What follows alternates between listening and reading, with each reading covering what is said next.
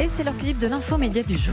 Elle vient de souffler ses 2 bougies, oui, 2 France TV Slash, la plateforme destinée aux jeunes lancée par France Télévisions en janvier 2018 est désormais une grande. Ce sont près de 300 millions de vidéos vues, plus de 2,5 millions d'abonnements cumulés sur tous les réseaux, pour ne citer que quelques chiffres. Et pour en parler, nous recevons Antonio Grigolini. Bonjour. Bonjour. Vous êtes le directeur de France TV Slash depuis ses débuts. D'abord, c'est quoi France TV Slash, si je devais expliquer ça à ma tante Lucie qui a 80 ans? France TV Slash, c'est un média vidéo, donc de service public de France Télévisions, à destination des jeunes adultes, c'est-à-dire des gens qui se situent grosso modo entre la fin du lycée d'un côté et le moment où on s'installe dans la vie active. Et on propose des programmes, des séries documentaires, des magazines, voire des formats un peu plus courts pour les réseaux. Et on ne vit pratiquement que sur Internet. Voilà. D'accord. France TV Slash, parce que ça veut dire tout de suite qu'on est sur Internet.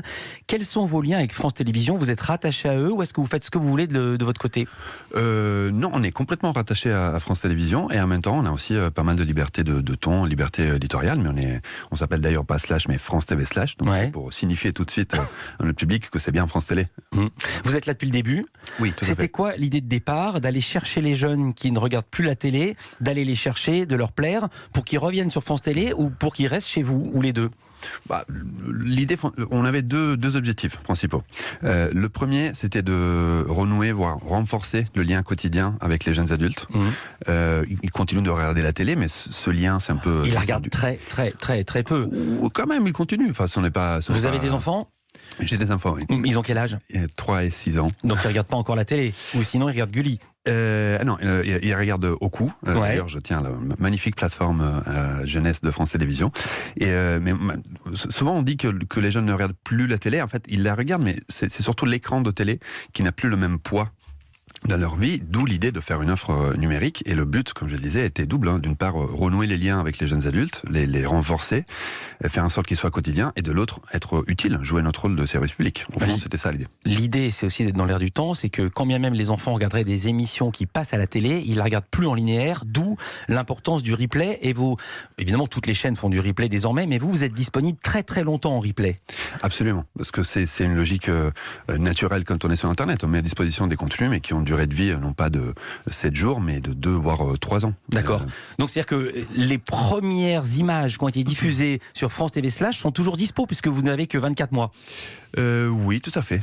Tout à fait. Il y a peut-être quelques exceptions, mais globalement, tout tient en ligne. D'accord. Et c'est aussi pour ça que vous êtes très très présent sur les réseaux sociaux. C'est-à-dire qu'on peut vous voir sans même aller sur la plateforme, sans même Internet. On a un mobile. Où est-ce qu'on peut vous voir? Sur quelles autres plateformes on peut vous voir? Alors, le cœur de sujet reste France.tv. C'est là où on propose les séries documentaires.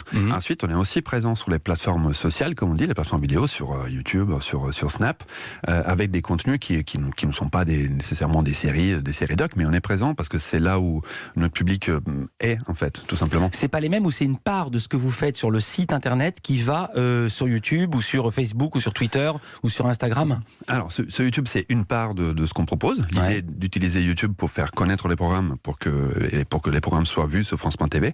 Et puis ensuite, on fait des formats, des vidéos ad hoc qui sont pensées directement pour Instagram, par exemple, ou pour Snap. Vous savez, qui sont les plateformes qui proposent parfois des vidéos verticales. C'est une autre écriture, d'autres codes. Et on est présent sur les deux. C'est aussi une de nos caractéristiques. Eh ben tiens, je reviens à ma tante Lucie qui a 80 ans. Une vidéo verticale, ça veut dire qu'on regarde son écran de manière verticale. Ça veut dire, pardon de cette mauvaise vanne, mais ça veut dire qu'il faut que les gens soient debout. En quoi ça change l'écriture de savoir qu'on va être en vertical et sur un petit écran? Les valeurs de plan ne sont pas les mêmes, et puis il n'y a pas que le fait de proposer une vidéo verticale, c'est aussi que c'est un format story qui est très interactif, donc je peux avancer dans la vidéo avec mon pouce. C'est-à-dire si on s'ennuie Si on s'ennuie, oui, on zappe encore plus vite, donc ça va encore plus vite qu'à la télé. Mais comment on fait pour comprendre? Si on souhaite comprendre, on prend le temps de comprendre. D'accord. Si on n'a pas envie, on zappe. Pardonnez-moi, mais c'est terrifiant ce que vous dites. C'est-à-dire qu'on peut accélérer, on trouve ça pas intéressant, sans même rien comprendre. Et on avance et on avance. Non, je pense que notre public maîtrise parfaitement ces codes et s'y retrouve. Après, oui, parfois ça va vite, ouais. Qu'est-ce qu'on peut voir sur France TV Slash alors en ce moment? Alors en ce moment, nous avons la dernière semaine de la saison 5 de Scam France, qui se termine vendredi. C'est une saison extrêmement puissante. Je crois que vous avez reçu Robin d'ailleurs, exactement, le protagoniste. Ouais, un des comédiens avec un regard absolument incroyable et une présence incroyable, même sur un tout petit écran vertical. Tout à fait. Pour répondre à votre question d'avance, même nos séries sont pensées pour être comprises, vues, appréciées sur des écrans de portable. Donc on a Scam France saison 5 qui se termine. On va entendre un extrait et je vais dire la particularité de Scam France. Il y a eu déjà 110 millions de vidéos vues pour les 5 saisons de Scam France. Le dernier épisode, c'était vendredi. Récap de l'épisode précédent. L'implant est un appareil qu'on pose à l'intérieur de ton oreille avec un capteur sur ton crâne. Crois-moi, ça vaut pas le coup. La surdité, c'est pas nouveau en fait. Il n'a pas réalisé à quel point il avait tapé fort. Je suis désolé, je peux pas. Tu pas manqué, toi aussi. Pourquoi t'as une photo de ma mère dans ton portable? J'en sais rien, c'est le portable de mon père. C'est hyper bizarre. Je pense qu'il faut qu'on arrête de se voir. Alexia, je peux pas lui faire ça, c'est fini. Alors déjà sur la forme, il faut dire, c'est une série en temps réel. Expliquez ce que c'est.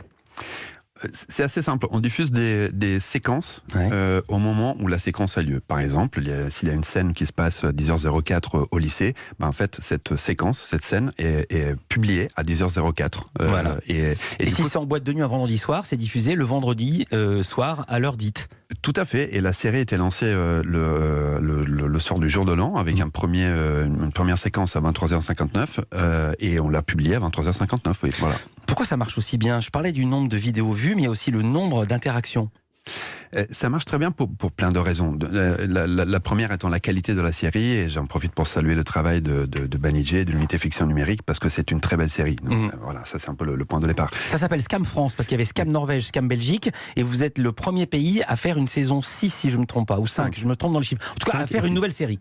Absolument, voilà. Tout à fait. C'était un format norvégien qui comportait 4 saisons. Nous, on a adapté les 4, et là on diffuse la 5e.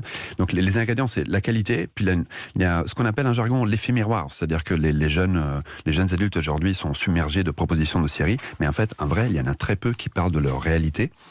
Sur le territoire français, dans le contexte français, donc ça c'est un ingrédient très très fort. Et c'est pas une réalité joyeuse, ça parle de cyberharcèlement, homosexualité, rapport à la foi, au racisme, handicap, homosexualité dans tout ce qu'elle a de négatif pour les uns et pour les autres, et de dénonciation et d'homophobie, surtout ça. Il n'y a pas que de la dureté. Enfin, on raconte des parcours de vie qui sont parfois, un peu durs, mais il y a beaucoup d'espoir, beaucoup de tendresse, de bienveillance. Donc, ce n'est absolument pas plombant, en fait. Et c'est ce qui est extrêmement important.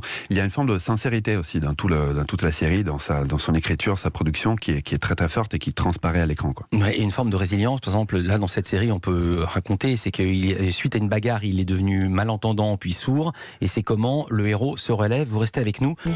On n'a pas encore tout dit sur Scam, 110 millions de vidéos vues, mais il y a aussi le nombre d'interactions, j'en parlais, 12 millions. Expliquez-nous, c'est quoi les interactions? Alors, nous on veut que nos contenus soient vus, bien sûr, mais aussi que notre public fasse quelque chose avec. C'est ça qui est important. Et c'est ça qu'on peut faire sur Internet. Et donc, ce qu'on appelle les interactions, ça veut dire des likes, des commentaires, des partages. Ce sont autant d'occasions où notre contenu non seulement a été vu, mais il a suscité quelque chose dans la tête du public pour qu'il fasse quelque chose avec. Dans le cas de Scam, par exemple, il y a pas mal d'activités sur Instagram où les personnages ont des comptes, donc on peut les suivre, on peut suivre leur vie même en dehors des séquences de la série. Ce sont des comptes qui sont écrits, quoi, et du coup on peut interagir en fait. Et cette idée d'interaction, de conversation avec le public est centrale pour nous, que ce soit Scam ou tous nos autres programmes en fait. Il n'y a pas que Scam évidemment sur France TV /. Qu'est-ce qu'on peut voir d'autre? En ce moment, on a sur nos antennes, comme on dit, une série documentaire qu'on aime beaucoup qui s'appelle Invisible. Elle est disponible en ligne. Elle raconte les nouveaux métiers liés aux plateformes, les modérateurs, les livreurs, les gens qui entraînent les algorithmes. Ça raconte la réalité de ces plateformes, en fait, de ce qu'on appelle l'intelligence artificielle, qui n'est pas très artificielle et pas très intelligente, dans la plupart des cas. Ce sont des gens derrière qui travaillent. Voilà, il n'y a pas de mystère.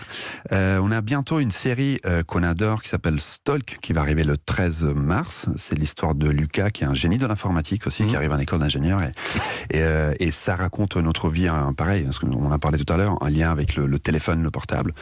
On a une série doc aussi qui sort demain, qui s'appelle Fantôme. Et là, ça raconte une autre pratique C'est typique des jeunes adultes, c'est le fait de ghoster. Alors c'est quoi ghoster? C'est imaginer d'envoyer un texto à quelqu'un qui ne vous répond pas du tout. Ouais.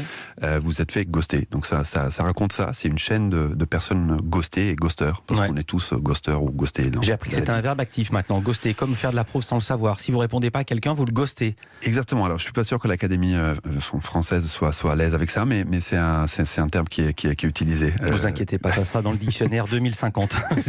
Comment vous choisissez les sujets dont vous parlez? Il y a combien de personnes de moins de 30 ans dans votre équipe et même autour de la vingtaine? Alors, en tout, on est une vingtaine de collaboratrices et collaborateurs. Il y a des personnes jeunes, mais pas que. L'idée n'est pas non plus de créer une sorte de ghetto jeuniste. Enfin, on a plein de profils très variés. Après, il est vrai qu'on a pas mal de personnes jeunes. Oui, effectivement, à moyenne d'âge, on doit être aux alentours de 27 ans. Et on choisit nos programmes avec deux critères. Le premier, c'est l'utilité. On se dit, ok, est-ce que ça peut être utile pour les gens auxquels on s'adresse? Et puis ensuite, on prend en compte aussi évidemment son potentiel, sa puissance, et on fait attention à la sincérité des propos, en fait. C'est-à-dire? C'est très important pour nous. Bon, au fait que, par exemple, les incarnations, les visages ou les propos soient vécus, portés par les personnes qui les mettent à l'écran, quoi, par les auteurs, par les équipes. C'est extrêmement important. Quel est votre atout par rapport à Netflix ou une autre plateforme de streaming, à part que c'est gratuit? Alors, on est gratuit, on est un acteur de service public, donc on a bien clair en tête l'idée d'utilité. Notre but premier n'est pas de vous sortir, faire en sorte que les gens sortent leur carte bleue, mais de les aider. Ouais. Et ensuite, j'en parlais tout à l'heure, un de nos atouts en général, mais c'est un des atouts du service public en général, c'est l'ancrage dans le pays, en fait, de la réalité locale française. Il y a plein de séries, plein de programmes, plein de séries géniales, plein de programmes géniaux qui sont à disposition. Mais en fait, quand on regarde de programmes qui parlent de la réalité actuelle française, il n'y en a pas beaucoup. Donc ça explique le succès de Scam et de nos autres programmes, en fait. Est-ce que vous serez sur Salto, la future plateforme, le Netflix à la française qui va regrouper les groupes France Télévisions, le groupe TF1 et le groupe M6?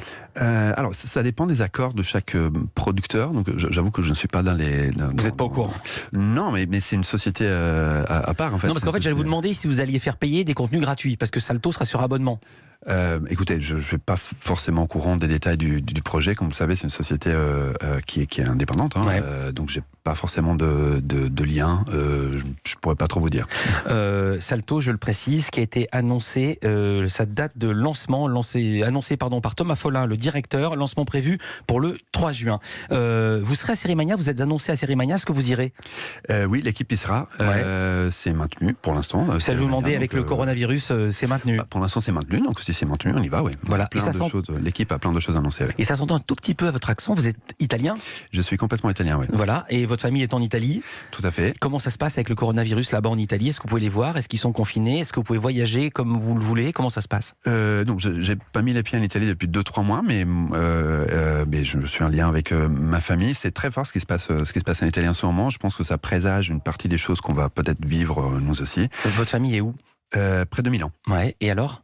Et alors, ils ont du mal ils ne sont pas en zone rouge, donc ils peuvent circuler, mais les écoles sont fermées, les universités sont fermées, les bars sont fermés, donc c'est un peu, c'est assez dur, quoi, quand même. Et on se pose pas mal de questions sur l'économie italienne aussi. Ce sont, j'espère, le genre de questions que le gouvernement le gouvernement français se pose en ce moment. Donc c'est assez dur. Après, ça va. Hein, bonne nouvelle pour vous et pour France TV /, ce que je vous souhaite pas, c'est que moins les gens sortent, plus ils regardent les écrans, donc les audiences qui sont déjà très bonnes vont continuer à monter. Oui, c'est gentil. Après, on est accessible depuis un téléphone, donc même si les gens sortent, ça peut bien se passer. Merci beaucoup, Antonio Grigolini. Je rappelle que vous êtes directeur de France TV /. Merci d'avoir été avec nous pour fêter vos 2 ans aujourd'hui en direct sur Europe.